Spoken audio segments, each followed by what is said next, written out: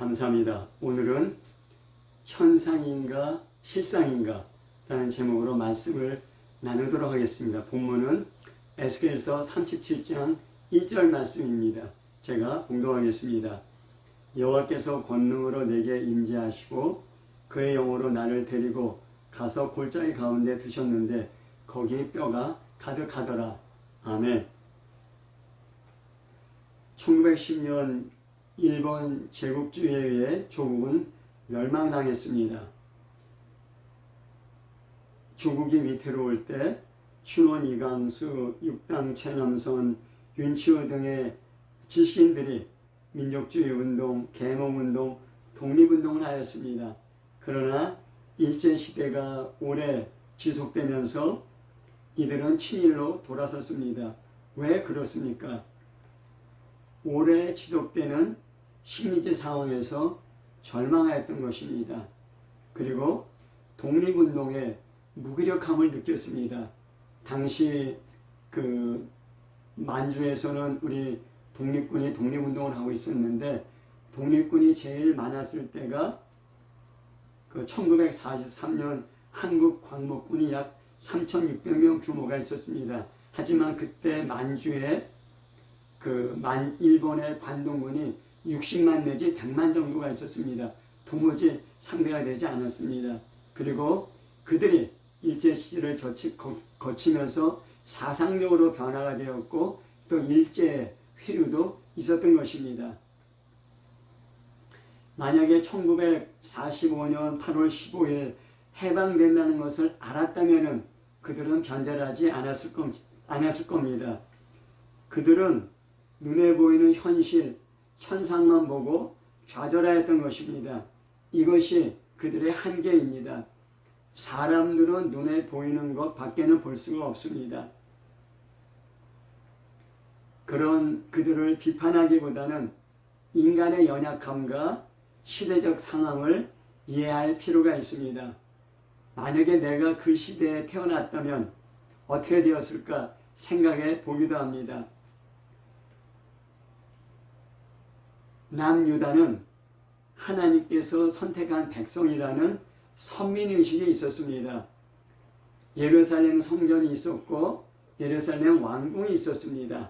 그 예루살렘 성전에서 하나님께 제사를 드리면 하나님께서는 그 예루살렘 왕궁의 왕을 통해서 예루살렘 남유다를 지켜주시고 보호하시고 축복하실 것이라고 믿었습니다. 그러나 하나님께서 지켜주신다는 조국 유다가 바벨론에 의해서 멸망당했습니다. 그리고 수많은 사람들이 바벨론의 포로로 끌려갔습니다.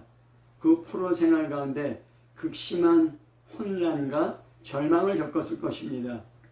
오늘 읽은 본문은 선지자 에스겔이 환상을 통해서 영적 세계를 체험하고 하나님의 계시를 받은 것입니다.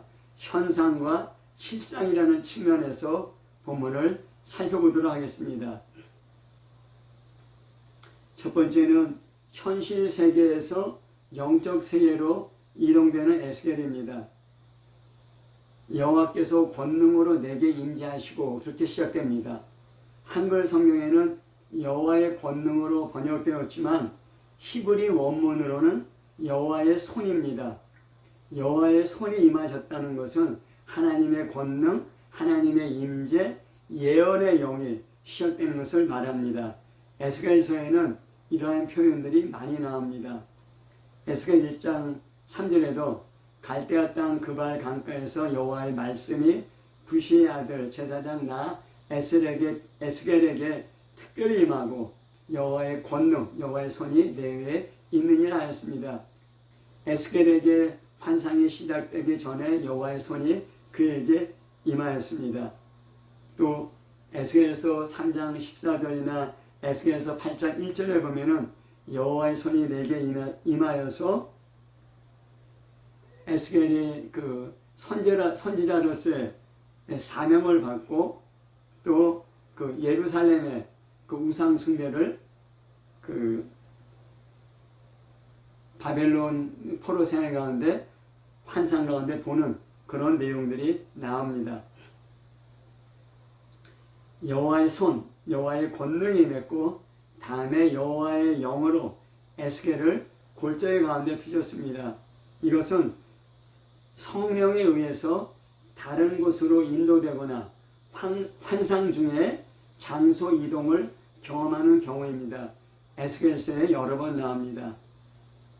에스겔서 3장 4절에도 그가 손 같은 것을 펴서 내 머리털 한 점을 잡으며 주의 영이 나를 들어 올리사 땅과 하늘 사이에 데리고 가시는데 그런 내용이 나옵니다. 또 에스겔서 43장 5절에도 주의 영이 나를 들어 데리고 안뜰에 들어가시기로, 그래서 하나님의 영광이 성전에 임하는 환상 중에서 이동하는 그런 내용입니다. 하나님의 손이 임하고 하나님의 권능이 임하고 하나님의 영이 에스겔을 들어서 골짜기에 세웠습니다. 현실의 세계에서 영적인 세계로 옮겨진 것입니다. 거기서 무엇을 보았습니까? 골짜기에 가득한 뼈를 보았습니다. 눈에 보이는 세상의 현상 넘어 영적 세계를 보게 된 것입니다. 그것이 실상입니다. 에스겔서 37장 2절에 보면은 나를 그 뼈 사방으로 지나가게 하시기로 본즉 그 골짜기 지면에 뼈가 힘이 많고 아주 말랐더라 하였습니다. 에스겔을 그 뼈 사방 이리저리로 진행하게 하셨는데 자세히 보니까 뼈가 아주 많고 힘이 말라 있었습니다. 그러니까 뼈가 골짜기에 오랫동안 있었기 때문에 말라 있던 것입니다. 골짜기는 죽음의 골짜기를 말합니다. 이것은 유대인의 포로 생활을 말하기도 합니다. 이 마른 뼈는 무엇입니까? 에스겔서 37장 11절에 하나님의 해석이 나옵니다. 또 내게 이르시되 인자야 이 뼈들은 이스라엘 온 족속이라. 그들이 이르기를 우리의 뼈들은 말랐고 우리의 소망은 없어졌으니 우리가 다 멸절되었다 하느니라 하였습니다. 이 뼈들은 이스라엘 온 족속입니다. 바벨론의 포로로 끌려온 이스라엘 족속들이 죽었습니까? 아닙니다. 아직 죽지 않았습니다. 포로로서 어렵게나마 생활하고 있습니다. 이것이 현실입니다. 그러나 살아도 산 것이 아닙니다. 이미 죽은 뼈와 같습니다. 이것이 실상인 것입니다. 왜 그렇습니까? 그들은 삶의 의욕도 미래도 하나님도 잃어버렸기 때문입니다. 바벨론의 포로로 끌려온 이스라엘은 스스로에게 말하고 있습니다. 우리들은 마른 뼈와 같이 말랐다. 소망도 없다. 우리는 다 멸절되었다는 것입니다. 이것은 자기들 스스로가 자기들에게 하는 말입니다. 이것이 그들의 현실, 현상입니다. 역사적으로는 이스라엘 왕국을 잃었고 성전을 잃었고 땅을 잃었고 가족을 잃었습니다. 민족의 뿌리가 뽑힌 것입니다. 끝났습니다. 신앙적으로는 하나님께 심판을 받아 버림받았다고 생각했습니다. 뼈들이 말랐다는 것은 생명이 끊어졌다는 것입니다. 지금 살아도 산 것이 아닙니다. 소망이 없어졌습니다. 미래에 대한 기대마저 사라진 것입니다. 현실은 어렵더라도 미래가 보이면 살아낼 수 있습니다. 하지만은 미래에 대한 소망도 이미 끊어져 버린 것입니다. 미래의 가능성도 없습니다. 그래서 우리는 끊어졌다는 것입니다. 하나님과의 관계, 민족으로서의 존재, 미래가 모두 단절되었습니다. 끝나버린 것입니다. 그래서 마른 뼈와 같다는 것입니다. 결국 이 말은 이스라엘의 자기 인식이자 철저한 좌절감의 표현입니다. 이것이 눈에 보이는 현실이었고 현상이었습니다. 그러나 에스겔은 환상을 통해서 눈에 보이는 현상을 넘어 현실을 넘어 실상을 보게 되었습니다. 에스겔서 37장 3절에 그가 내게 이르시되 인자야 이 뼈들이 능히 살겠느냐 하시기로 내가 대답하되 주 여호와여 주께서 아시나이다 했습니다. 에스겔의 대답은 겸손한 것 같지만 아주 모호합니다. 왜 그렇습니까? 골짜기의 뼈가 힘이 많고 아주 말랐습니다. 완전한 죽음입니다. 인간의 눈에는 살아나는 것이 절대로 불가능합니다. 이것이 현실이고 현상입니다. 그러나 하나님께서는 창조의 하나님, 전능하신 하나님입니다. 못하실 일이 없습니다. 에스겔의 대답은 자신의 지식보다는 자신의 눈으로 바라보는 현실보다는 하나님의 뜻과 하나님의 능력을 존중하고 신뢰하는 대답입니다. 하나님께서는 에스겔에게 이 모든 뼈에게 대언하라고 말씀을 선포하라고 하나님의 대변자로서 하나님을 대신해서 말씀을 선포하라고 하십니다. 아주 마른 뼈가 사람의 말을 들을 수 있습니까? 아주 마른 뼈에게 말하는 것은 어리석은 일입니다. 미친 일이라고 할 수 있습니다. 그러나 에스겔은 하나님의 명령에 따라 마른 뼈에게 대언합니다. 에스겔서 37장 4절에 너희 마른 뼈들아 여호와의 말씀을 들을지어다 하면서 하나님의 말씀을 선포합니다. 구체적인 내용이 에스겔서 37장 5절부터 6절에 나옵니다. 주 여호와께서 이 뼈들에게 이같이 말씀하시기를 내가 생기를 너에게 들어가게 하리니 너희가 살아나리라. 너희 위에 힘줄을 두고 살을 입히고 가죽으로 덮고 너희 속에 생기를 넣으리니 너희가 살아나리라. 내가 또 여호와인 줄 알리라 하였습니다. 마른 뼈 같지만은 하나님의 생기가 들어가면 살아난다는 것입니다. 그래서 여호와 하나님이 어떤 분이시라는 것을 사람들이 알게 된다는 것입니다. 하나님은 창조의 하나님, 전능하신 하나님이십니다. 에스겔이 하나님의 명령에 따라 마른 뼈에게 말씀을 선포하자 말씀대로 마른 뼈가 살아나게 되었습니다. 에스겔서 37장 7절부터 8절 말씀입니다. 이에 명령을 따라 대언할 때 그 소리가 나고 움직이며 이 뼈 저 뼈가 들어맞아 뼈들이 서로 연결되더라. 내가 또 보니 그 뼈에 힘줄이 생기고 살이 오르고 그 위에 가죽이 덮이나 그 속에 생기는 없더라 하였습니다. 하나님의 말씀을 따라 대언할 때 즉각적으로 뼈들이 움직이고 이 뼈 저 뼈가 들어맞아 뼈들이 서로 연결되었습니다. 뼈들이 연결되었다는 것은 흩어진 뼈들이 자기 자신을 찾아서 연결되는 것을 말합니다. 흩어진 이스라엘이 하나의 민족으로 모이기 시작합니다. 공동체로서의 질서가 시작되고 민족 정체성이 회복되기 시작합니다. 그 뼈에 힘줄이 생겼습니다. 힘줄은 뼈와 뼈를 연결하여 움직이게 합니다. 이스라엘 민족이 공동체로서 이제 기능하게 됩니다. 구조뿐만 아니라 관계와 기능적 연결이 시작됩니다. 그 위에 살이 오릅니다. 기능적으로 회복되고 생명체로서의 형태가 갖추어집니다. 그리고 그 위에 가죽이 덮였습니다. 인간의 외형이 완성되었습니다. 민족의 정체성을 갖게 되었습니다. 외형적으로는 민족이 재었는 것처럼 보입니다. 그러나 가장 중요한 것이 없습니다. 생기가 없습니다. 내면에 하나님의 생명, 하나님의 생기가 아직은 없습니다. 하나님은 다시 에스겔에게 생기를 향하여 대언하라고 명령하십니다.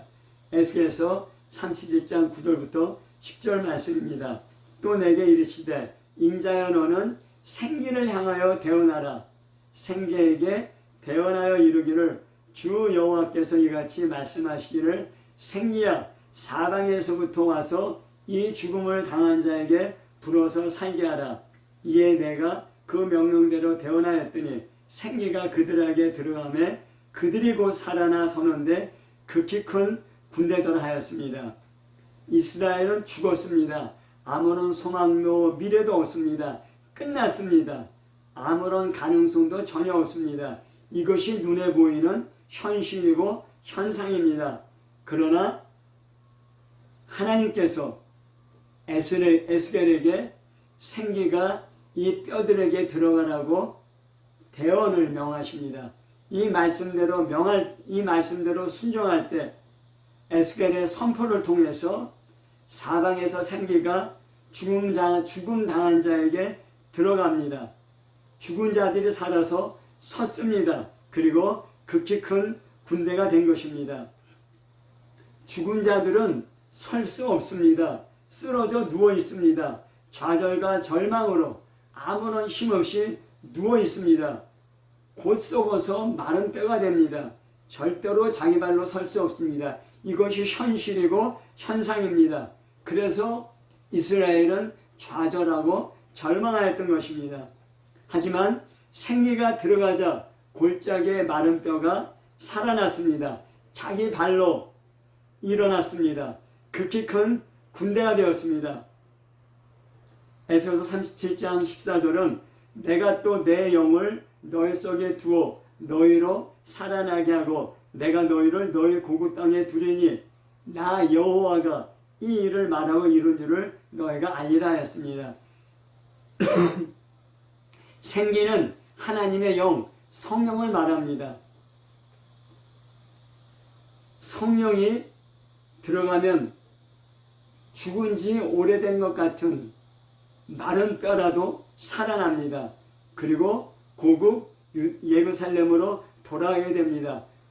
본인이 회복될 뿐만 아니라 조국도 회복된다는 말씀입니다. 남유다는 당시 세계 최고의 제국 바벨론에 의해서 철저히 멸망당했습니다.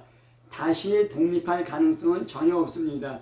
그리고 1000km 이상 떨어진 바벨론에 포로로 끌려간 유대인들이 고국으로 돌아갈 가능성은 전혀 없습니다.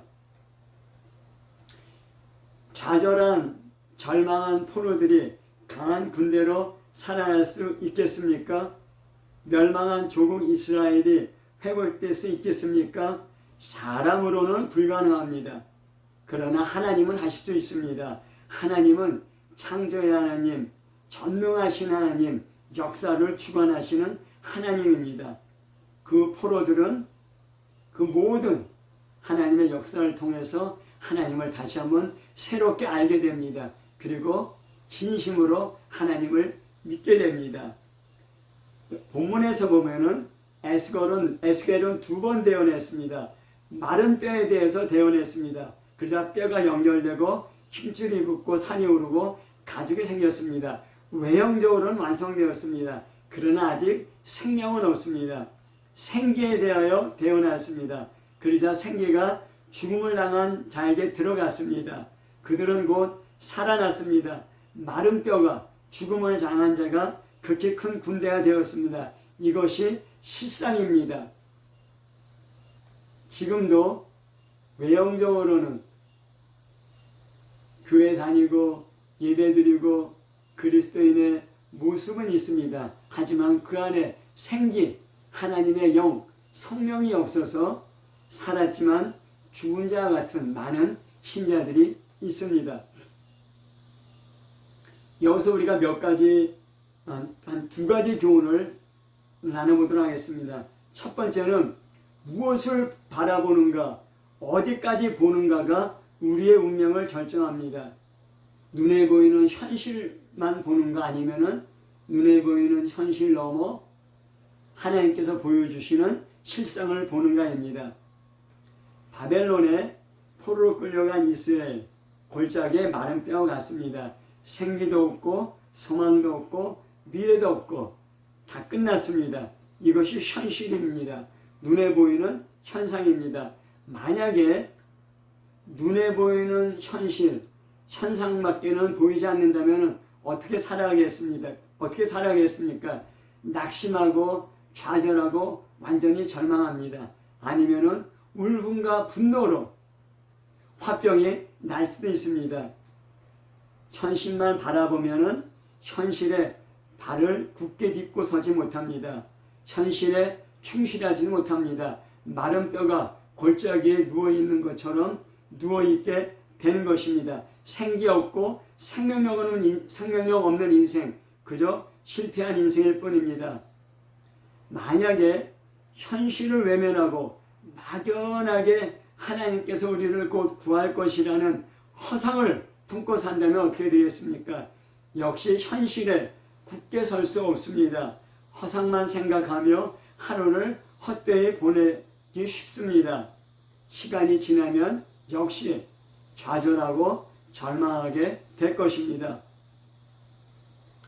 그러나 하나님의 손이 임하고 하나님의 영으로 실상을 보게 된다면 어떻게 되겠습니까?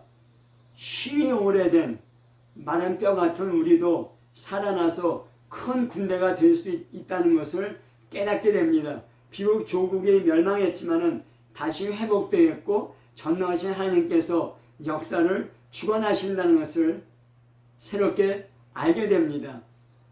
그러면은 하나님께서 살려주시기까지 인내하며 참아야지. 이것이 하나님을 의지하는 믿음입니다. 지난 세월을 돌아보며 죄를 깨닫고 회개하게 됩니다. 고통스러운 현실에 절망하지 않습니다.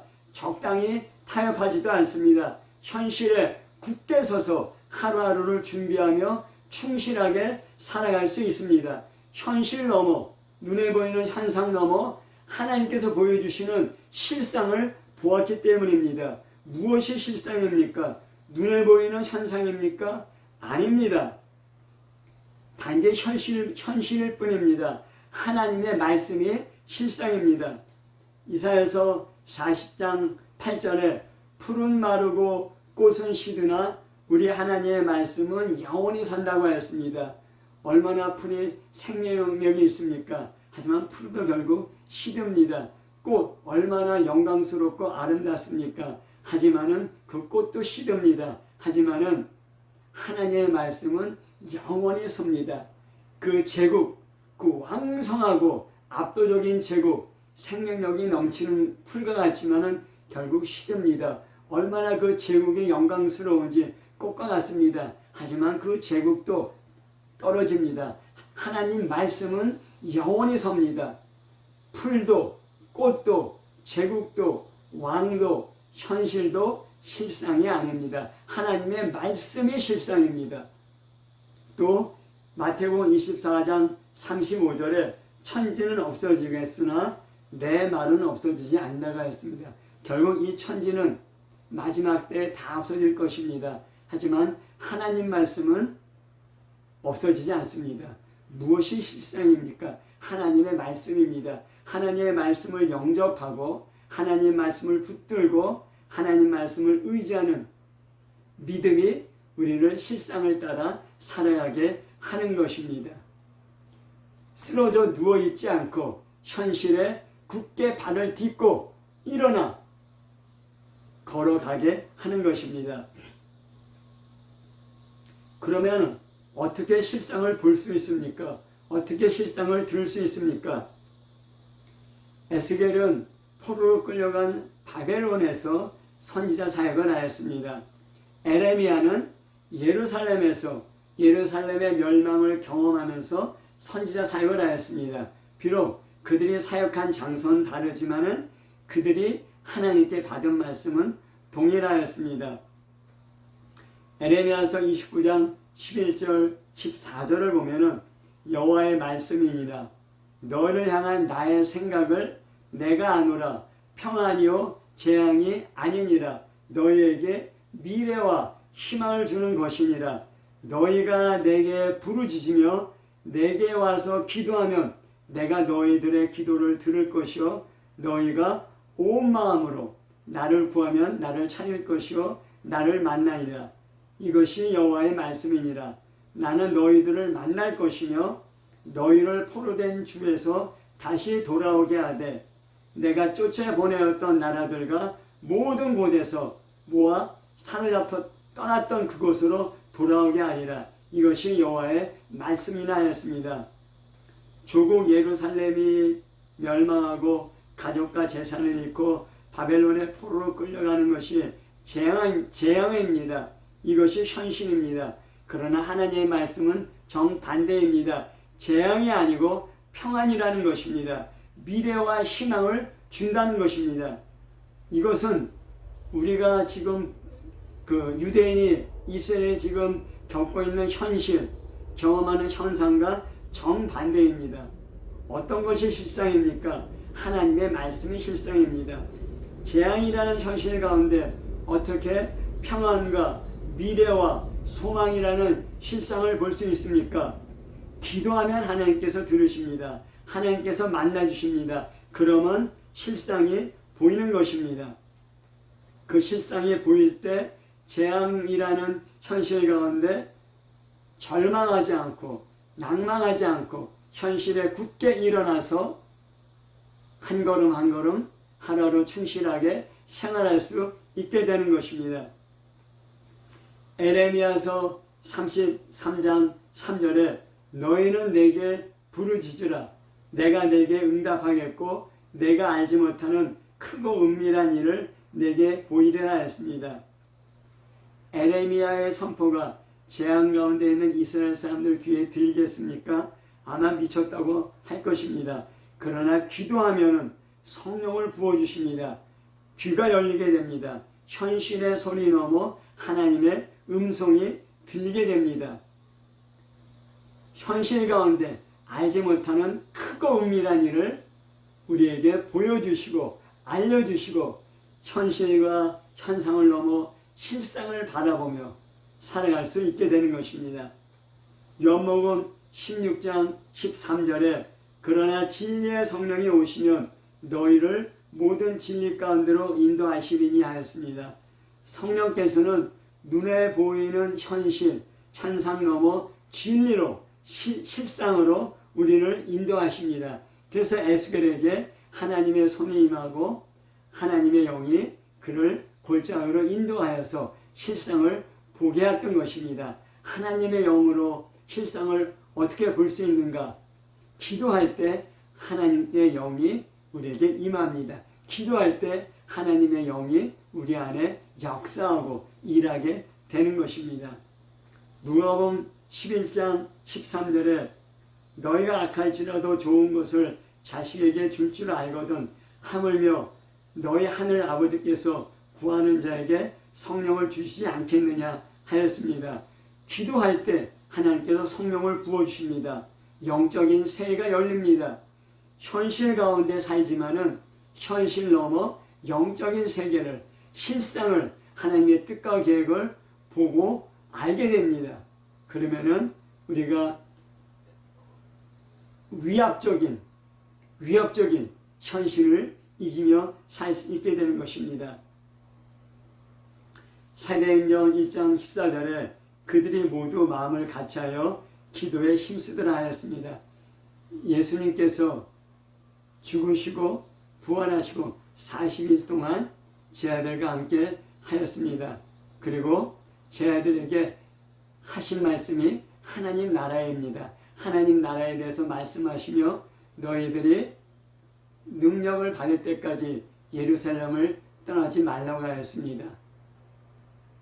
성령이 임하면 권능을 받고 예루살렘과 온 유대와 사마리아 땅까지 복음을 전할 수 있게 된다고 말씀하였습니다. 제자들은 그 말씀을 믿고 전심으로 기도하였습니다. 전심으로 기도할 때 그들에게 열흘 동안 기도할 때 성령이 오순절 성령이 임하고 그들에게 하나님의 생기가 하나님의 생명력이 하나님의 성령이 충만하게 임하였습니다.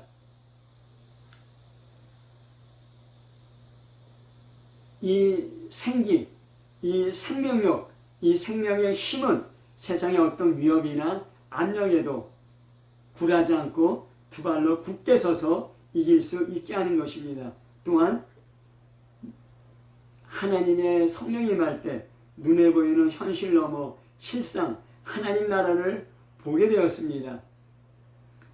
이스라엘의 권력층, 예수님을 죽인 이스라엘의 권력층, 그리고 그런 이스라엘을 지배하는 로마 제국을 넘어 하나님 나라의 실상을 볼 수 있게 되었습니다. 그래서 그 이스라엘 권력층의 위협과 탄압, 그리고 로마 제국의 박해도 그들은 담대하게 복음을 전할 수 있었습니다. 그러한 현실 넘어 하나님 나라를 보았고 하나님 생리가 그들에게 충만하게, 하나님의 성령이 그들에게 충만하게 임하고 생명력이 흘러넘쳐서 세상의 위협과 협박과 박해를 이길 수 있는 내적인 힘을 갖게 된 것입니다. 말씀을 맺도록 하겠습니다. 혹시 현실의 어려움에 절망하고 있습니까? 내 인생이 마른 뼈와 같다고 그런 생각이 듭니까? 삶의 의욕도 소망도 미래도 없습니까? 다 끝났습니까? 아닙니다. 사람의 마지막이 하나님의 시작입니다. 하나님은 창조의 하나님, 전능하신 하나님, 역사를 주관하신 하나님입니다. 왕들을 세우고 폐하십니다. 나라를 일으키고 폐하십니다. 한 사람을 일으키고 또 한 사람을 폐하기도 합니다. 그 하나님께 기도하면 우리 안에 성령을 충만하게 불어넣어 주십니다. 험악한 세상을 이긴 힘이 하늘로부터 임하게 됩니다. 세상의 현실 넘어 실상을 볼 수 있는 눈이 열리게 됩니다. 기도하면 세상을 이깁니다. 기도 안 하면 세상에 압도되고 눌리고 쓰러지고 마른 뼈같이 됩니다. 기도해도 낙심과 절망에서 벗어날 수 없습니까? 더 기도하십시오. 죽느냐 사느냐 우리의 기도에 달려 있습니다. 다른 길은 없습니다. 전심으로 기도하는 그리스도인 되시기를 예수 이름으로 축복합니다. 아멘.